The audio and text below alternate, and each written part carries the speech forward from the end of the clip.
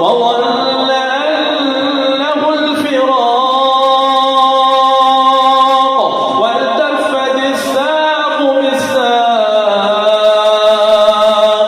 إلى ربك يومئذ المساق.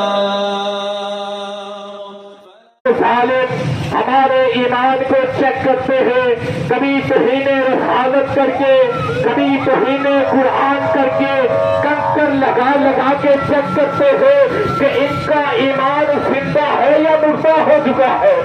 اور ہم اللہ کے فضل و کرم سے آج یہ ثبوت دینے کے لیے، آج یہ بتانے کے لیے کہ کفر کی سازشوں کو نکال کرنے کے لیے، اسلام کا پرچم بلند کرنے کے لیے، عظمت قرآن کے لیے، رفعت قرآن کے لیے، شان قرآن کے لیے، بلندی قرآن کے لیے، مقام قرآن کے لیے، یہ قرآن سننا مومن کے جوان میدان عمل میں موجود ہے.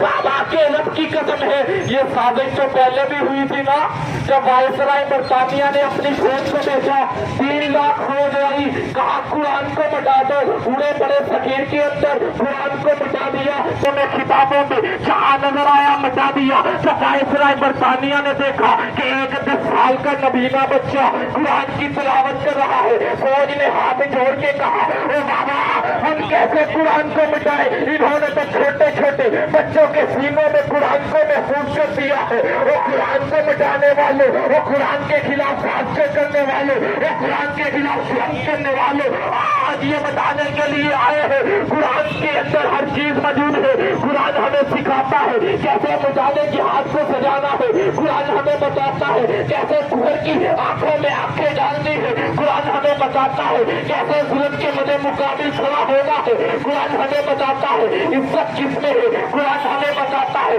غیرت کس چیز کا نام ہے.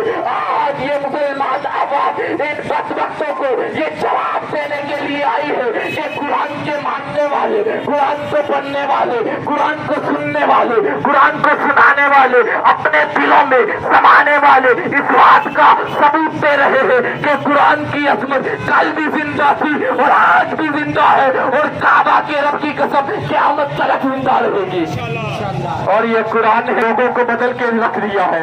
قرآن سے پہلے کفر نہیں تھا، جب قرآن آیا کفر اسلام میں بدلا. قرآن سے پہلے ظلم نہیں تھا، جب قرآن آیا عدل ملا. قرآن سے پہلے شرک نہیں تھا، جب قرآن آیا توحید ملی. قرآن سے پہلے تو ابو بکر تھا، جب قرآن آیا تو ابو بکر صدیق اکبر بن گیا. قرآن سے پہلے عمر بن خطاب تھا، جب قرآن آیا تو عادل بن گیا. قرآن سے پہلے عثمان بن ذوالنورین بن گیا. قرآن سے پہلے علی تو حیدر علی بن ابی طالب تھا، جب قرآن سینے میں آیا تو حیدر قرار بن گیا. قرآن سے پہلے عبداللہ بن عباس تھا، جب قرآن سینے میں آیا تو حسن قرآن بن گیا. اور قرآن سے پہلے تو ہر طرف ہتھیرے تھے، جب قرآن آیا تو ان مسلمانوں کو شعور آیا کہ کفر کیا ہے، کفر سے کیسے مقابلہ کرنا ہے، کفر سے کیسے لڑنا ہے، کفر کے ساتھ کیا جنگ ہے.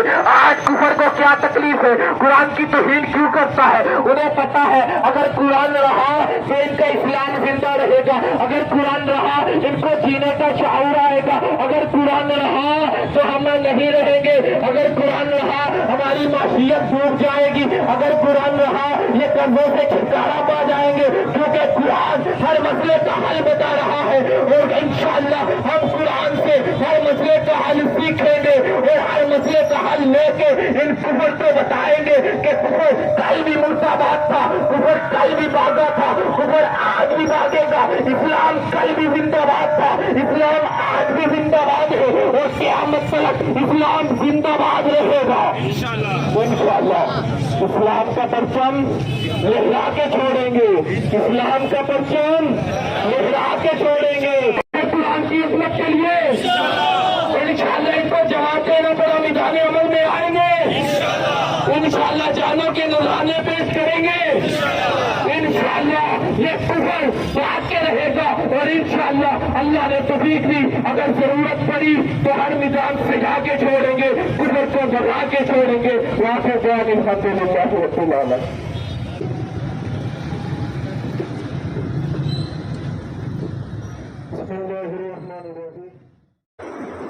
لا أقسم بيوم القيامة ولا أقسم أيحسب الإنسان أن لن نجمع عظامه بلى قادرين على أن نسوي بنانه بل يريد الإنسان ليفجر أمامه يسأل أيان يوم القيامة فإذا برق البصر وخسف القمر وجمع الشمس والقمر يقول الإنسان يومئذ أين المفر كلا لا وزر إلى ربك يومئذ المستقر ينبأ الإنسان يومئذ بما قدم وأخر بل الإنسان على نفسه بصيرة ولو ألقى معاذيره لا تحرك به لسانك لتعجل به إن علينا جمعه